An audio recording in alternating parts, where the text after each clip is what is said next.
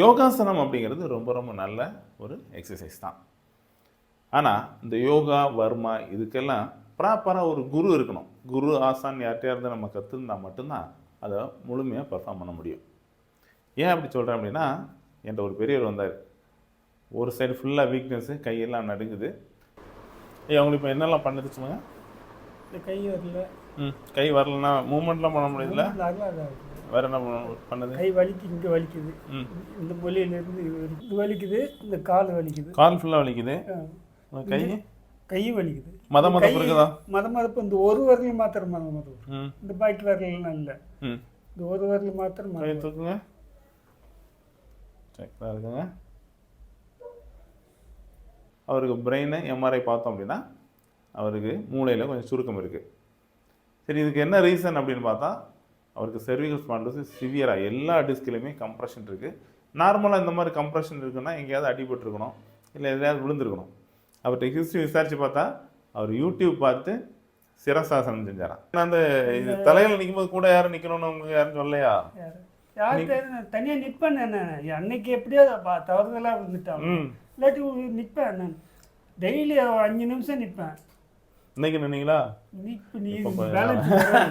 இப்போ கொஞ்ச நாள் நிற்கக்கூடாது. இப்போதைக்கு அந்த சிரசாசனம் மட்டும் பண்ணாங்க. இது உள்ளதெல்லாம் நான் பார்த்துட்டு மெசேஜ் சரியா?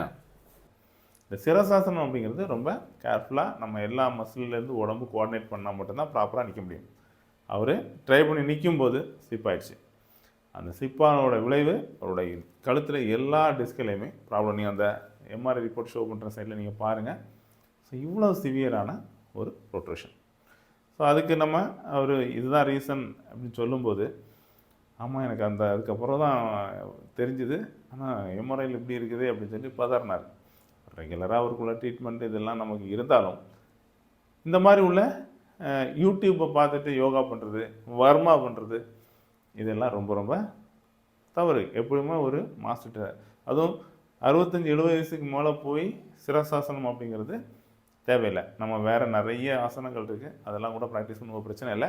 இந்த மாதிரி பெரிய ஆசனங்கள் போகும்போது கண்டிப்பாக ஒரு குருட்டு வந்து கற்றுக்கணும். நம்ம ப்ராப்பராக சப்போர்ட்டு நமக்கு உள்ள ஸ்டாமினா எல்லாம் இருக்கான்னு பார்த்துட்டு பண்ணணும்.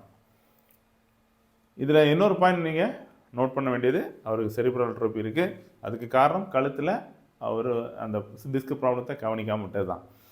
இன்றைக்கும் நம்ம நிறைய ரிப்போர்ட் பார்க்கலாம், செர்விக்கலில் கழுத்தில் எனக்கு வலி இருக்குது, பிரச்சனை இருக்குது, ஆனால் அப்படியே சமாளிச்சுக்கிறேன்னு சொல்லுவாங்க.